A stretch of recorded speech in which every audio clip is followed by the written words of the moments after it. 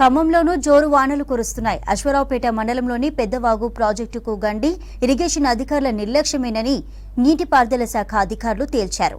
విధుల పట్ల అలసత్వం వహించిన కారణంగా SE Srinivasa Reddy, EE Suresh, DE Krishna, కేఈలకు మెమో జారీ చేశారు. ఇదే విషయంపై మరింత సమాచారాన్ని ఖదీర్ అందిస్తారు.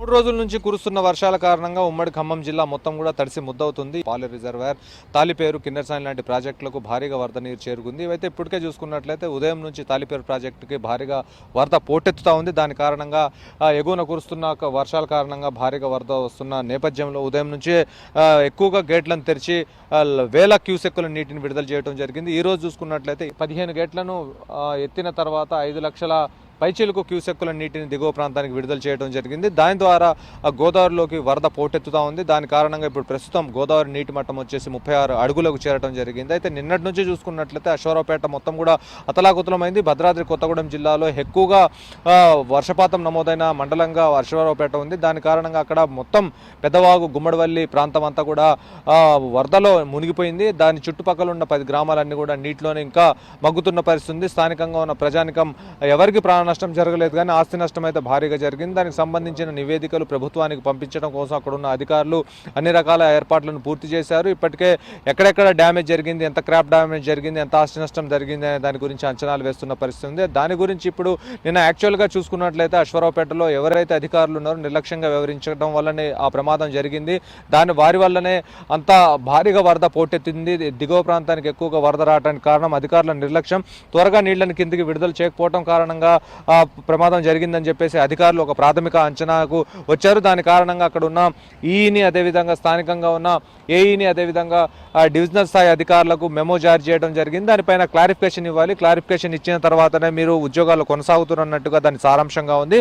ప్రత్యేకించి అక్కడ ఉన్న జిల్లా కలెక్టర్ జీతేశ్వి పాటిల్ దానిపైన చర్యలు తీసుకోవడానికి మొత్తం సర్వం సిద్ధం చేశారు. ఎవరైతే మొత్తం రాష్ట్రంలో సంచలనంగా మారిన అశ్వరావుపేట ఇష్యూని చాలా సీరియస్గా తీసుకున్నారో, అధికారులు ఎందుకు నిర్లక్ష్యంగా ఉన్నారు, దాని మరమ్మతులు ఎందుకు పూర్తి చేయలేదు, పూర్తి చేసినట్లయితే గతంలోనే ఈ మధ్య కాలంలోనే మరమ్మతులు చేశామని చెప్తున్న అధికారులు ఎందుకు మళ్ళీ అది సడన్గా అవి స్టక్ అవ్వటం జరిగింది, అవి ఎందుకు టైంకి వాటిని లిఫ్ట్ చేయలేకపోయారు, దాని కారణంగానే ఎంత నష్టం జరిగింది, మొత్తం సిబ్బంది అదేవిధంగా ప్రభుత్వ శాఖలన్నీ కూడా అక్కడికి అలర్ట్ అయ్యి అక్కడికి వెళ్లాల్సిన పరిస్థితి వచ్చింది. దాని కారణంగా ప్రభుత్వం పైన కూడా విమర్శలు వచ్చే పరిస్థితి దాకా అక్కడ ఉన్న అధికారులు అక్కడ కల్పించారని చెప్పేసి వారిపైన ఆగ్రహంగా ఉన్నట్టు తెలుస్తూ ఉంది. అయితే వారికి సంబంధించి ఇప్పటికే మెమోలను జారీ చేశారు. మెమోలను జారీ చేసి వారిపైన డిపార్ట్మెంటల్ యాక్షన్, అదేవిధంగా నిర్లక్ష్యంగా వ్యవహరించినందుకు ఆ యాక్షన్ కూడా తీసుకోవడం కోసం మొత్తం సర్వం సిద్ధమైంది. దానిపైన అధికారులు ఇప్పుడు మెమో జారీ చేయడం పట్ల మెమో తీసుకున్న అధికారులు ఎటువంటి రిప్లై ఇస్తారనే దాని గురించి కూడా ఇంకా తెలియాల్సి ఉంది. అయితే ప్రస్తుతం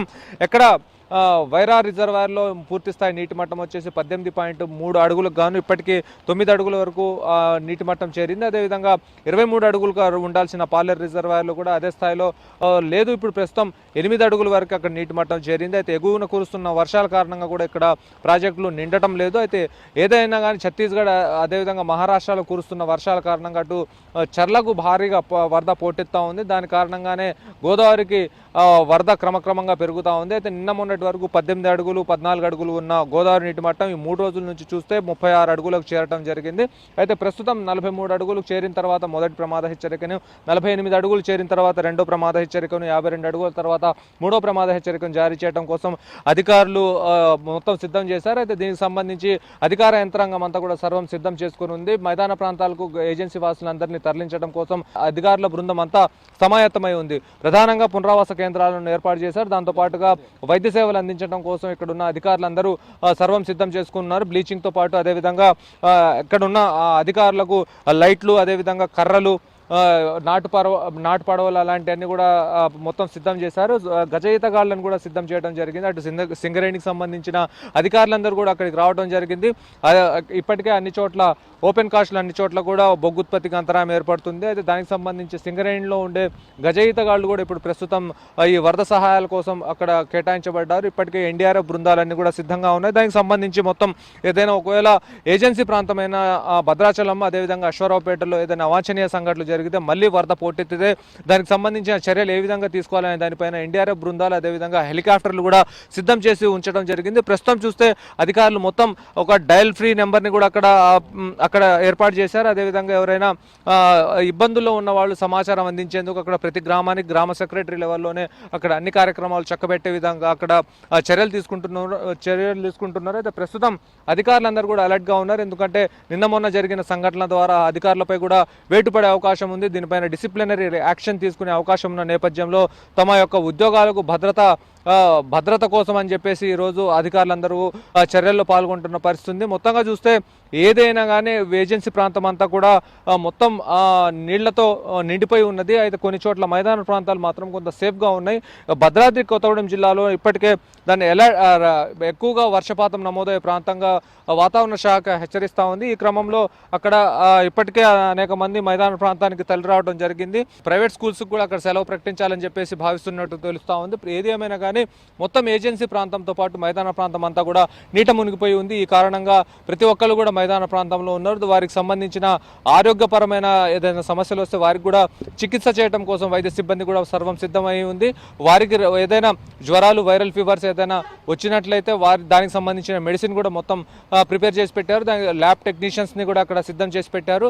ప్రతి ఒక్కటి ఎక్కడ వాళ్ళకి ఇబ్బంది కలగకుండా ఉండాలని చెప్పేసి ప్రభుత్వం భావిస్తున్నట్టు తెలుస్తుంది. ఇది మొత్తంగా ఉమ్మడి ఖమ్మం జిల్లా వ్యాప్తంగా ఉన్న రెయిన్ అప్డేట్స్. వీడియో జర్నలిస్ట్ హర్షత్తో ఖదీర్, V6 న్యూస్, ఖమ్మం.